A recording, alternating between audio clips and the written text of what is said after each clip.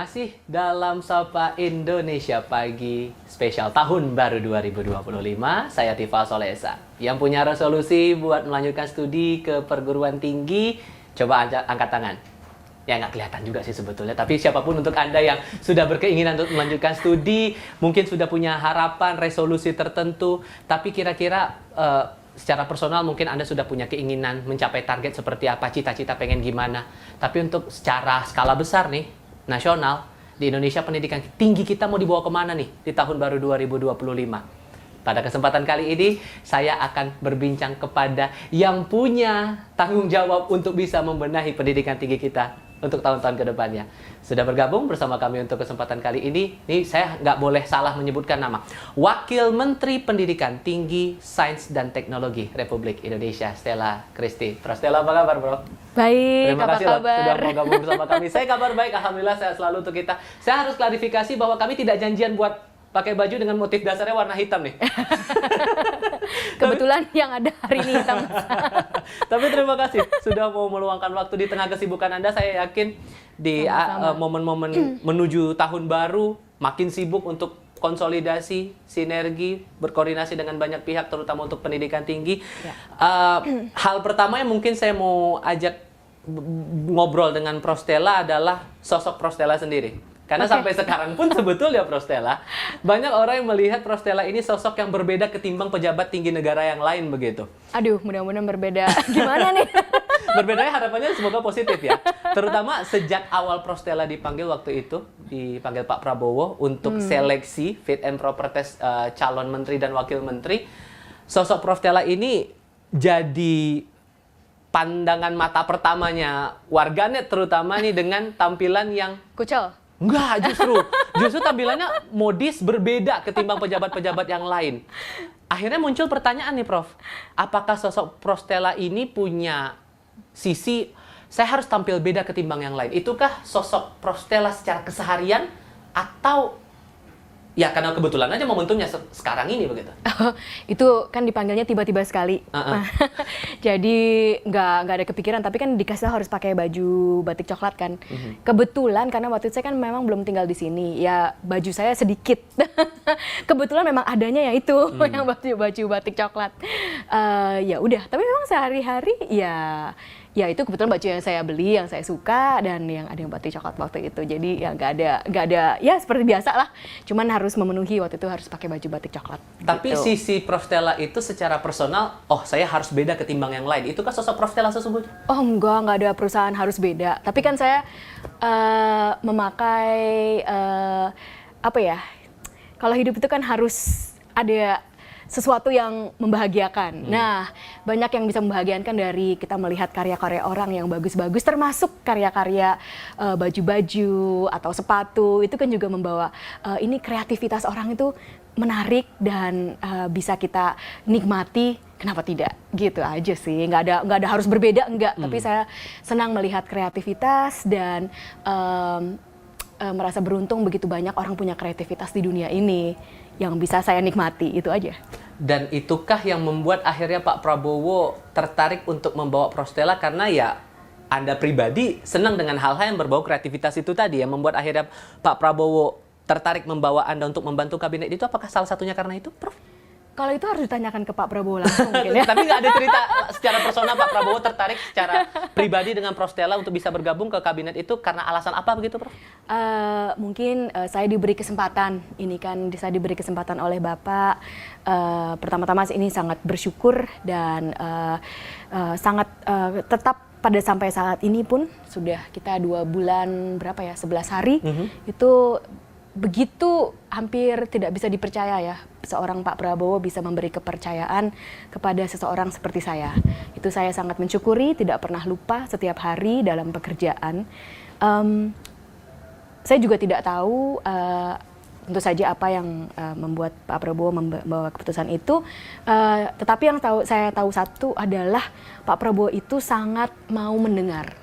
Jadi saya diberi kesempatan beberapa kali sebelum itu untuk memberikan paparan. Dan seperti yang sudah saya ceritakan sebelumnya itu saya kaget pertama kali. Biasanya kan itu kan Pak Prabowo itu sudah menjadi presiden terpilih. Iya. Dan biasanya kan kalau untuk yang orang begitu penting pasti kita paparan kalau orang ilmuwan itu ya paling 5 menit sudah gitu ya. Tapi Bapak itu sangat mau mendengarkan. Bahkan setiap kali paparan itu ke Bapak bisa sampai 1 jam, 1,5 jam. Beliau selalu banyak punya pertanyaan-pertanyaan. Jadi bahkan pada waktu itu sebelumnya saya sama sekali tidak ada kepikiran untuk masuk ke kabinet, tapi memang senang sekali bisa didengarkan. Senang sekali bisa memberikan masukan-masukan ilmiah, masukan-masukan tentang dari penemuan-penemuan, penelitian-penelitian. Itu luar biasa bahwa seorang pemimpin politik ya yang tidak secara langsung berkelimpungan dengan sains begitu ingin tahu, ingin mendengarkan bukti-bukti sains. Itu yang saya tahu dari Pak Prabowo.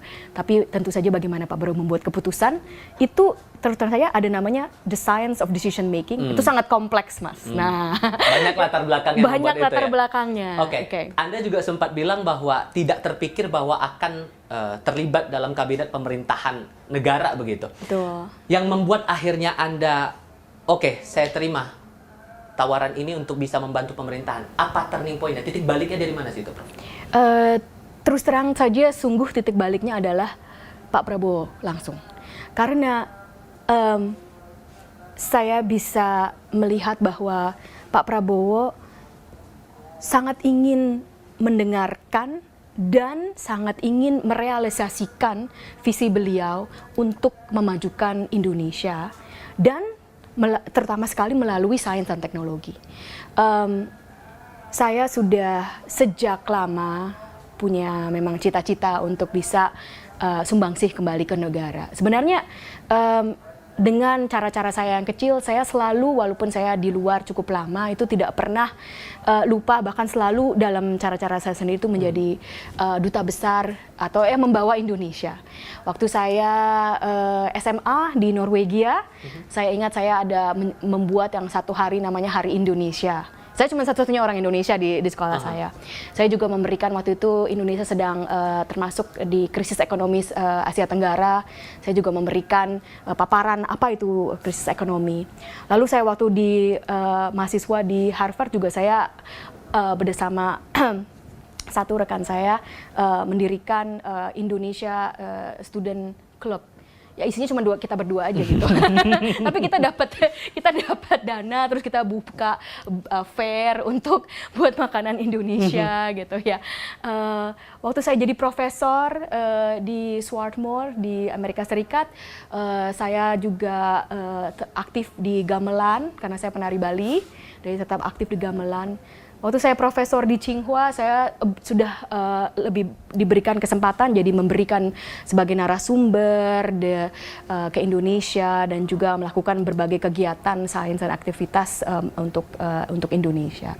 Jadi memang sudah dengan cara-cara saya yang bisa saya lakukan, saya sudah memang selalu ingin berkeinginan menyumbangkan kembali, dan begitu Pak Prabowo memberikan kesempatan yang luar biasa ini, sungguh saya merasa ini tidak akan terjadi lagi kalau tanpa ada diberikan oleh Bapak, dan saya sangat bersyukur sekali, dan saya sangat ingin bisa membantu merealisasikan visi Bapak Prabowo untuk memajukan sains dan teknologi negara kita. Sehingga Anda melepas segala status Anda di luar negeri, terutama di Tsinghua University Beijing itu, dengan posisi, dengan keadaan Anda yang sudah terbilang, ya kalau mungkin awal melihatnya Anda sudah nyaman sebetulnya dengan posisi yang ada di sana begitu, ya, dan Anda mau kembali lagi karena alasan itu. Iya, jujur sih sangat nyaman di sana ya, sangat dari segala macam sisi. Tetapi memang ini adalah suatu kehormatan besar dan juga suatu kesempatan untuk memberikan sumbangsih kepada negara, dan ini suatu kesempatan yang tidak bisa didapat oleh semua orang ya. Jadi saya sangat bersyukur bisa mendapat kesempatan itu, dan mudah-mudahan saya bisa sungguh melakukan dengan yang sebaik-baiknya begitu. Ya. Untuk masalah update media sosial nih, masalah konten-konten terutama terbilang aktif karena gini, Prof. Banyak konten yang Anda unggah di sana berhubungan masalah tips-tips untuk pendidikan tinggi, terutama yang terakhir saya lihat itu masalah Anda menyampaikan gagasan Anda dalam satu seminar atau workshop waktu itu yang berhubungan dengan investasi ide, dan Anda menyampaikan perspektif Anda soal pendidikan tinggi, terutama riset dan teknologi, karena itu juga fokus Anda di kementerian ini begitu. Yeah. hal apa sesungguhnya mau Anda tekankan di media sosial Anda itu dengan konten-konten yang sudah Anda sebarkan? Semangat apa yang mau Anda sampaikan di situ? Science is cool. Oh ya, Itu. paradigmanya selama ini kebalikannya begitu? Iya, paradigma. Maksudnya yang mau saya tekankan itu science itu adalah bagian dari hidup kita. Dan sains itu sangat menarik. Dan sebenarnya kalau saya lupa tadi ada satu yang sangat berbeda antara kehidupan saya yang dulu dan kehidupan saya yang sekarang. Apa mungkin tuh? adalah sosial media. Kalau dulu saya tidak punya sosial media pribadi. Jadi membuka sosial media itu baru setelah menjabat sebagai wakil menteri. Lebih intens justru sekarang? Jauh lebih intens sekarang. Tapi karena itu adalah saya lihat adalah bagian dari pekerjaan saya. Karena saya akan melayani publik. Kursi itu banyak sainsnya loh.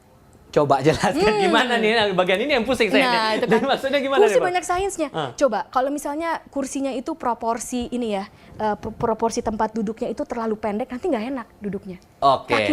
Kakinya nggak sampai. Aha. Nah, tapi kan juga harus dihitung rata-rata tinggi badan orang Indonesia atau rata-rata ini dari sini ke lutut itu berapa? Baik. Itu harus dihitung. Itu ada penelitiannya supaya kursinya ini sungguh menjadi enak dan duduknya. Kepikiran nggak, saudara? Kepikiran nggak? Mau dengan duduknya seperti gimana itu? juga itu banyak sainsnya. Nanti kalau duduknya salah nanti patah tulangnya Iya. atau tulangnya sakit. Nggak nyaman lah. Ke ortopediknya itu susah banget, itu banyak sainsnya. Banyak fisikanya di kursi, duduk dan sebagainya. Jadi segala sesuatu itu ada sains dan teknologi. Dan itu yang coba Anda tekankan dalam setiap konten di media sosial Anda? Betul, karena kita kalau kita semua bisa, karena saya ingin supaya kita semua bisa melihat bahwa sungguh sains dan teknologi itu adalah bagian dari hidup kita, dan sehingga kita pun bisa sungguh mendukung segala sesuatu yang berhubungan dengan sains dan teknologi. Responnya gimana followers Anda? Saya terima kasih sekali ya kepada publik, luar biasa. Kita jarang, mungkin kita jarang, waktu saya kecil, ini mungkin agak udah berubah sedikit ya. Tapi waktu saya kecil, saya tidak pernah kepikiran itu ilmuwan itu apa. Tetapi saya sangat berterima kasih, ini publik sangat senang terhadap macam-macam yang sains. Nah ini sangat mendorong semangat saya bekerja, terus terang saja.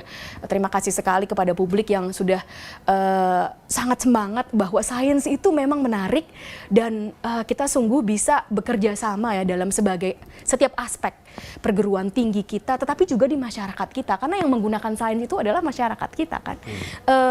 Itu segala sesuatu tentang sains itu sangat menarik dan juga sangat berguna. Anda studi lebih intens di luar negeri dan beberapa orang meragukan nih beneran Prof ini bisa atau enggak nih dengan teman-teman dikti begitu.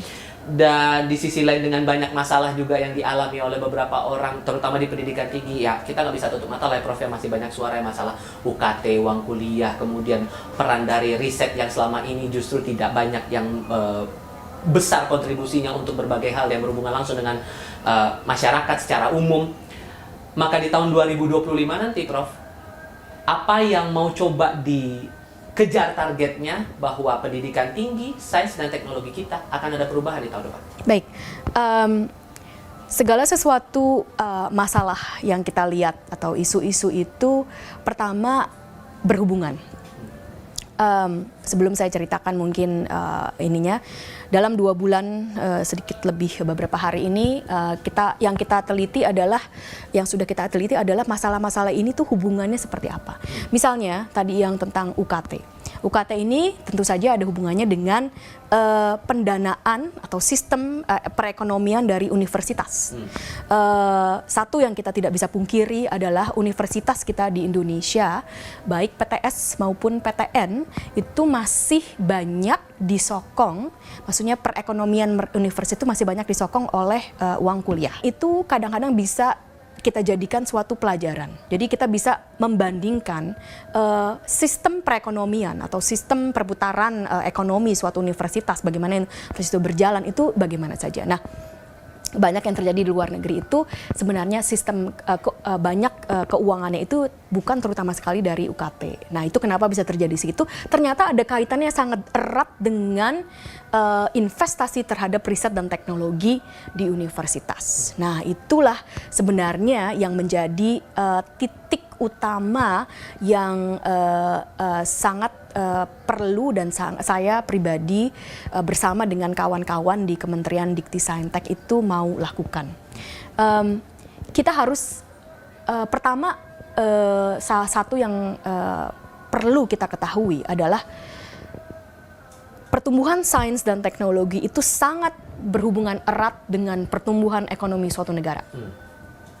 Kalau kita lihat di dalam kurun abad terakhir, tidak ada, hampir seluruh negara maju ya, mungkin ada 1-2 perkecualian, tapi hampir selain dari itu, hampir seluruh negara maju, mereka bisa menjadi negara maju dari segi ekonomi, menjadi negara yang jauh lebih sejahtera, karena pertumbuhan sains dan teknologi. Nah, jadi yang itu bukti nyata dari ekosistem berbagai negara.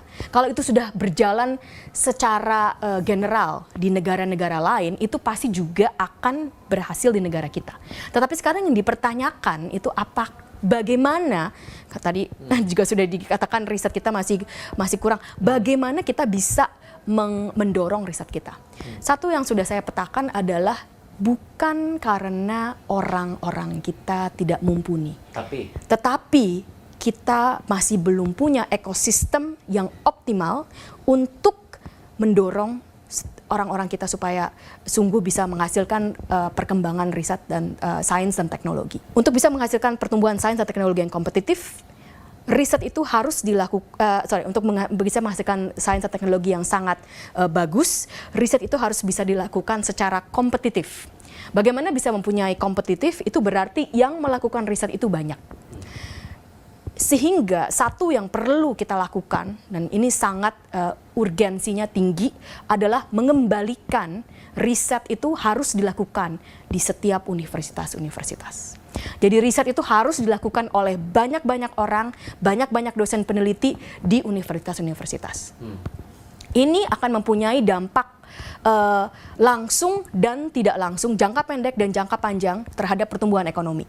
Realisasi itu yang kita akan tunggu bersama di tahun 2025 ini. Semoga ada hal yang dirasakan betul secara langsung oleh publik atas upaya kita membenahi pendidikan tinggi, riset dan juga teknologi kita.